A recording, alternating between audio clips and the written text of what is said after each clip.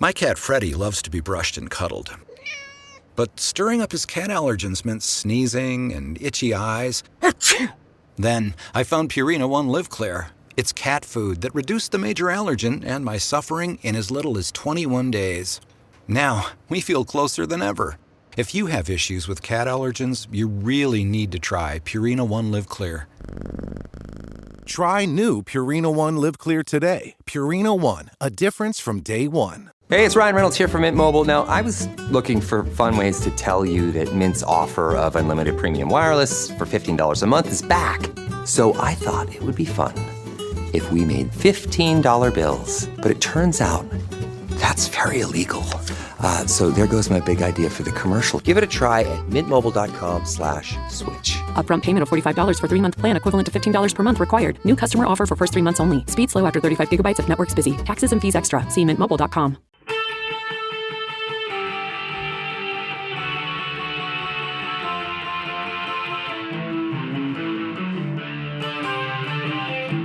This is the Daily Blast from the New Republic, produced and presented by the DSR Network. I'm your host, Greg Sargent.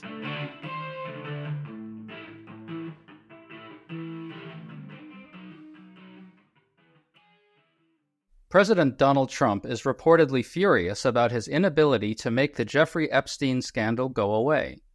Politico reports that Trump is angry and frustrated that his staff can't get the story out of the news and his own allies are privately admitting he's vulnerable on it. This comes as the Wall Street Journal reports that Attorney General Pam Bondi and her deputy privately informed Trump earlier this year that his name appears numerous times in the Epstein files. That strongly suggests this story is only going to get worse. One big question all this raises is this: is Trump losing his supposedly superhuman ability to manipulate the media narrative? And how should Democrats exploit that now? We're talking about all this with media strategist Tara McGowan, the publisher of Courier Newsroom, an anti-MAGA news site. Tara, thanks for coming on. Thanks for having me, Greg. So let's start with this Wall Street Journal report. To catch people up, for years, MAGA said the Epstein files, i.e. the trove of investigative information compiled by law enforcement on Epstein's sex trafficking, would show evidence of elite Democratic pedophilia. But the Trump administration looked at the files and decided, no, we're not releasing them after all. And now the Journal reports that Trump has been told by Bondi that his name is in there. While that doesn't necessarily incriminate him, it means the media and members of Congress are going to start looking even harder at the story.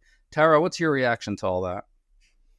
Unsurprised, Greg. No, but delighted nonetheless. I don't think it should or does surprise too many people that Trump's name appears. I'm glad that it's being reported as such. But, I've never seen anyone who has more selfies with Jeffrey Epstein than Trump that have been on the internet for years and years and years. And of course, the story that came out earlier this week or late last week in the Wall Street Journal about the birthday card that Trump wrote to Epstein. I mean, the evidence is mounting and especially folks that follow conspiracy theories or conspiracy theorists themselves, where there's a smoke, they think there's a fire, or there likely is. And so just the compounding evidence, including coming from Bondi, is going to keep the story going. And I will tell you from our own audiences and the coverage that we've been doing of Epstein at Courier across our network,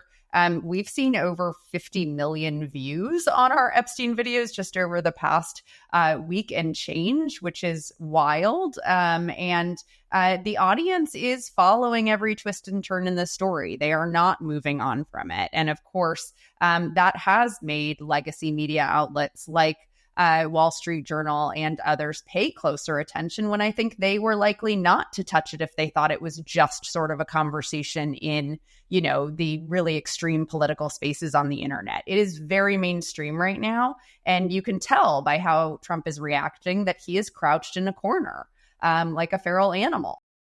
And the Politico story really underscores your point about him being in a defensive crouch and understanding his own vulnerability on this. One person close to the White House tells Politico, quote, POTUS is clearly furious.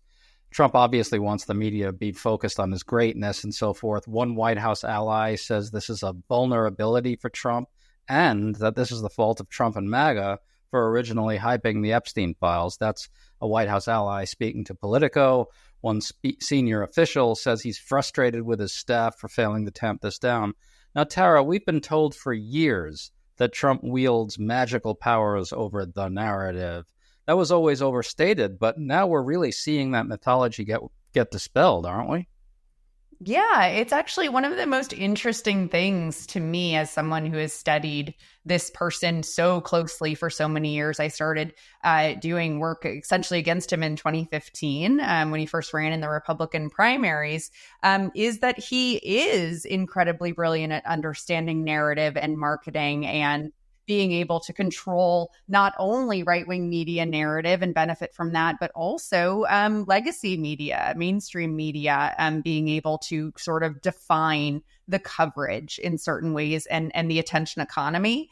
And it's really surprising to me as someone that has observed him so closely for so long that he did not anticipate this blowback from his base when he and all of the right-wing commentators and pundits who helped get him elected were beating this drum on this story and his promise to immediately release the Epstein files consistently throughout his campaign. It was one of his top campaign promises. So to think that he could just make it go away by saying that there was nothing there, I'm even surprised that he is so surprised. To stay up to date on all the news that you need to know, there's no better place than right here on the DSR Network. And there's no better way to enjoy the DSR Network than by becoming a member. Members enjoy an ad-free listening experience, access to our Discord community, exclusive content, and more. Use code DSR2025 for a 40% off discount on sign-up at thedsrnetwork.com/buy. That's code DSR2025 at thedsrnetwork.com/buy. Thank you, and enjoy the show.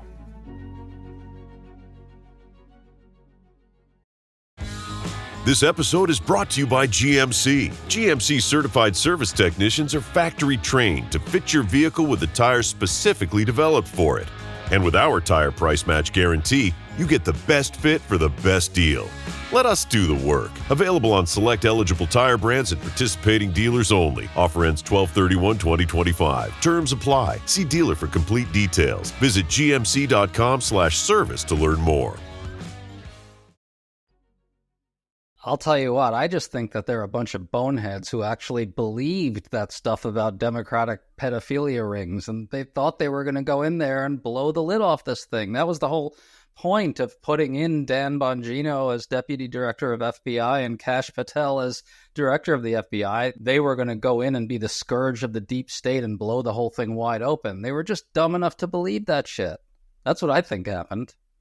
Yeah, but this is the thing is I don't think Trump believed that stuff because he knows so much and knew Epstein so well. So I think maybe putting Bongino and Patel in those positions was the concession. And he thought if the message came out from them, which it did, that there was nothing there, then it would go away. And it has had the absolute opposite effect because it has really, really shaken the core of the MAGA base.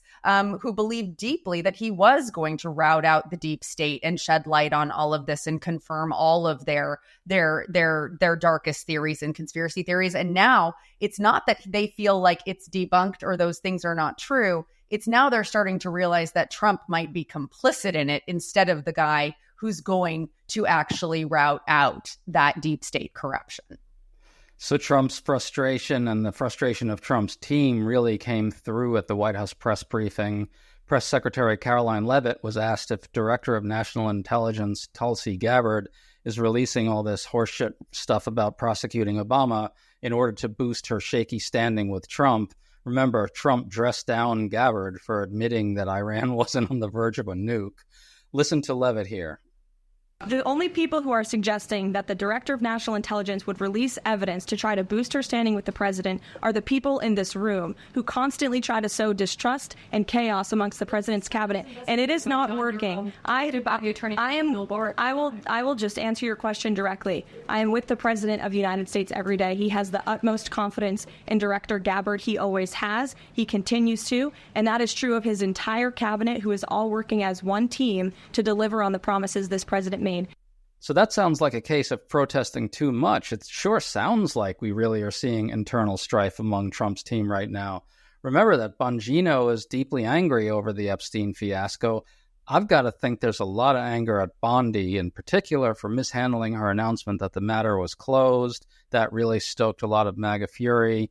I think it's going to get worse for her now that this leak came out in the Wall Street Journal about her supposedly telling Trump that he's in there. That's going to seem like a leak from maybe DOJ. What's your sense of what's going on over there? Yeah, I mean, it's absolute chaos, right? So Trump has not only lost the narrative and the ability to control it, but he does not have control of his own staff or advisors or cabinet at this stage. And when people are sensing what is very much on the surface right now about fractures within their base of support, that they have been incredibly, there's been so much hubris essentially about their mandate after the election to lead, et cetera. And now their base is turning on them. Their biggest talkers, pundits, podcasters are turning on them. You are seeing actual individuals within the administration turn on them with these leaks. And so they are in the most vulnerable position we've seen this administration in. At the same time, I think I read this in Axios this morning in this sort of bloviating way, I thought, but that at a time where Trump really has been delivering a lot of quote unquote wins in terms of his other campaign promises to his base. And that's why he's also furious, is he's not getting any credit for it. So now he's really experiencing what it is like to not actually be able to control the story or control your team. And this is where it's going to get really interesting, because the story, as we said, is not going away. And so who is going to really defect? Who's going to get thrown out? Because we know how he reacts when he's angry, right? He starts firing, he starts demonizing, and he's been doing his distraction strategy and it isn't working. So we're going to start to see him, I think, act even more and more irrational, if that's possible. So, you know, I hate to say that there is fun and joy in this, but for those of us who have known what an empty suit he has been on so many of the promises he made to his base, there is a level of enjoyment I think we are all allowed at watching this go down. But I do think it's incredibly important that all of us in media and advocacy also help keep this story and this momentum going.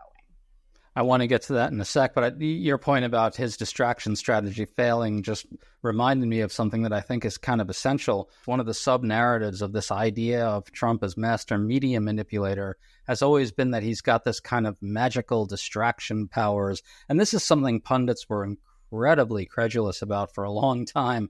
You know, he would go out there and he would just try to change the subject and everyone would say, wow, he's distracting us. He's weaving his spell again, you know, and it was always garbage. Like, that stuff doesn't actually necessarily work for voters, but here we're seeing it fail in a particularly glaring and obvious way, right?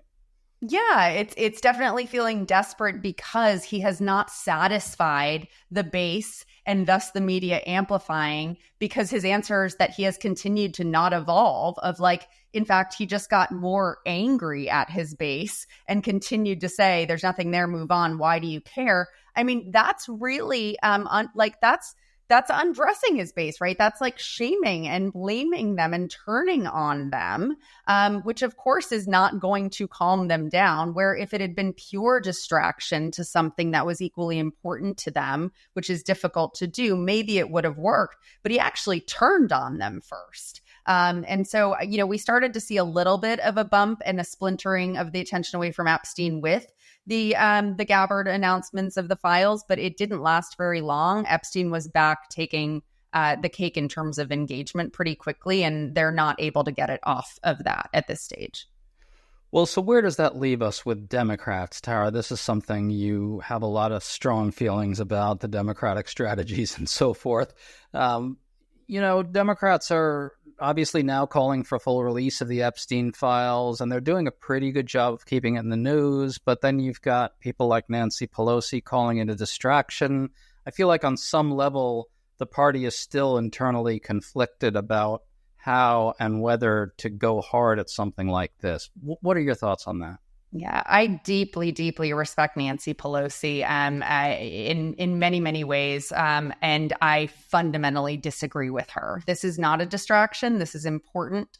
We're seeing it across all audiences. It is honestly the most unified and bipartisan issue. And I think that Democrats need to lean into this very heavily. I think there's also just a take party out of it. If you're not talking about the Epstein story, that's a little bit more concerning in certain ways to me than the people that are, because we should all be aligned that whoever was involved with Epstein was not on the good side of society or history or the law, let's say. And so I just think that this is not only a really important story that is actually unifying people of all political and other backgrounds, but it is such a critical one for Democrats to lean in on, because this is the most potent example we have of the corruption of Trump and this administration, which is the through line for everything that also unites the left and the right, is getting corruption out of politics, right? And so he ran as someone who was going to do that, him being corrupt himself and finally looking very defensive and scared, frankly, and people can sense that. This is where the whole house of cards could fall down if everybody stays vigilant about it. And I think that we are in that place right now, but that's why any Democrat that's calling this a distraction is deeply out of touch with where the American public is. And I think that is an indication, and also just a reinforcing indication of the establishment Democrats. The folks in leadership in the Democratic Party have been very out of touch of where people are. They've been out of touch of how to communicate with them, what they care about, where to communicate with them for a while now. And that's where we're seeing really different camps in the really broad left, right, of folks who are just ready to fight and actually have fight in them and know how to communicate authentically and have a vision for the future, and the ones who are still clinging to this old way that hasn't existed for a long time, this decorum, this we need to talk about kitchen table issues. Actually, no, right now, this is what we should be talking about. And that doesn't mean that, fast forward a year from now when we're just months out from the midterms, that we shouldn't be talking about the other really important issues like affordability, et cetera. We should be doing that too. But I absolutely disagree with Nancy Pelosi and think that every Democrat should be leaning in and continuing to amplify all of the new incoming information that comes out of this story, because we rarely have the ability to be on offense and to have Trump and the right on defense. And that is the moment we're in right now. And we need to hold that leverage for as long as we can. Gatorade is the #1 proven electrolyte blend designed to hydrate better than water. So you can lose more sweat and raise your game. Gatorade, is it in you?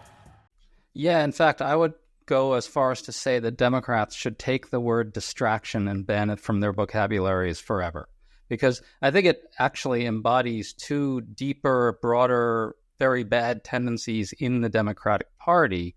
One is this kind of belief, as you said, that everything always has to be reducible to kitchen table issues. And that sort of sends the message that, well, I just don't think these other things are important. I don't have convictions around these other things.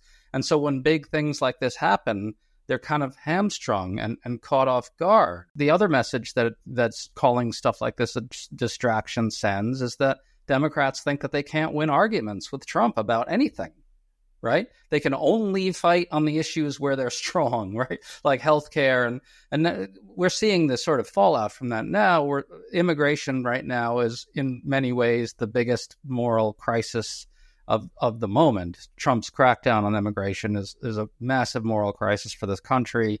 And Democrats tried their little thing about, we can't talk about that. It's a distraction from the kitchen table. Well, voters care very much about that, right? Voters care about people getting kidnapped off the streets, and Democrats have to be able to speak to people's feelings and values on that stuff. That's yes, and sex trafficking young children and women. I mean, this is a really important issue. And again, it gets back to what I was mentioning before, which is like, if you want to move on from this story, it really begs the question of why. And we all know that very likely there are Democrats in the Epstein files as well. This is why for so long all the conspiracy theories spread so crazy, where we don't know what's true, what's not, because both sides were in cahoots at sort of protecting it. And that's also why I think it's so important that now, in this amount of time passing, we're facing a very new generation of leadership in the Democratic Party that is really fighting to be able to get into positions of leadership and power against these folks that frankly have been the ones who have lost the trust and the support of the American people. Lest we forget, Democrats have the lowest approval rating in the history of polling on Democratic approval ratings right now. So even though Trump's support is flailing and his support is falling, and especially around a lot of things his administration is doing related to ICE and other things, Democrats are not in any better shape. And I really fundamentally believe that is because of the folks that are out of touch, that are still projecting that they might have some things that they don't want to talk about, or things from years ago they want to protect from establishment or for leaders in the party. And I think that's actually how we unify the American people, is the folks that are willing to come out and say corruption has no place in either side. And that's how we rebuild trust as a party and a movement. Yeah, and the story is about the fundamental problem of elite impunity. That's a huge thing. It's a real problem. So to close this out, what should Democrats be doing specifically? You take someone like Senator Ron Wyden. He just put out this great information. We reported on it at TNR.com. You can check that out. He put out this information about a whole lot of suspect Epstein financial transactions that are on file at the Treasury Department. Wyden's pushing hard on those specifics, trying to get Treasury to release the financial transactions, which would show all sorts of stuff. I feel like Democrats could be using their power more like that to try to shed light on what specifically is being covered up. What are your thoughts? What do you think Dems should be doing specifically? Yes to all of that. I think any calls for investigations hearings, similar to what Democrats were doing to stage their own hearings, right, that weren't official committee hearings because they're not the party in power to choose those, but to stage those. They should also just very simply be talking about this every day, everywhere. Like, you want an excuse to go on a go everywhere media tour like Pete Buttigieg does or others do, like, book yourself everywhere, online and in broadcast and radio, and be talking about this. Be asking, if he has nothing to hide, why won't he release the information? Like, are we taking him at his word on this? It doesn't seem like that. Like, literally, there's so many ways to talk about this with new information coming out every day that we just need to keep the conversation going. And I really think that there is not a good argument that I have heard or could imagine hearing as to why they shouldn't be, when most of us dream of having an opportunity like this to be able to stay on offense, keep the attention of the American people on something that is very much a very clear, evident vulnerability for this administration. Yes, and I think Democrats have to figure out a way of talking about this as if they really mean it. It can't be like, oh, look at me, I'm at the podium now and I know Trump's in trouble. I'm going to be clever and I'm going to do 11-dimensional chess and make Trump put him on the defensive on an issue involving elites. Democrats have to summon from inside actual feelings and thoughts and values about this scandal and talk about it to the American people. That's what I think has to happen. Yes, and connect it to all of the other corruption that has been unprecedented in this administration and the other abuses of power. Right? Like, there is a way to very succinctly connect all of the dots and threads of everything horrible coming out of this administration to show that this is why he is abusing his power, right? It's like we all stopped talking about the fact that the major reason Donald Trump was always running for president again was to keep himself out of jail.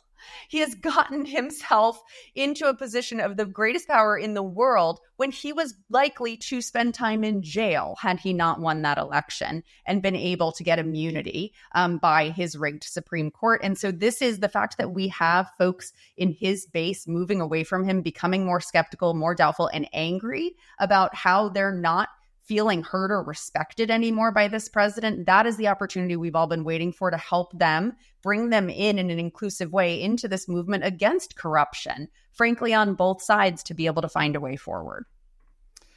Well, Tara McGowan, I really hope Democrats are listening to you. Thanks so much for coming on. Great discussion.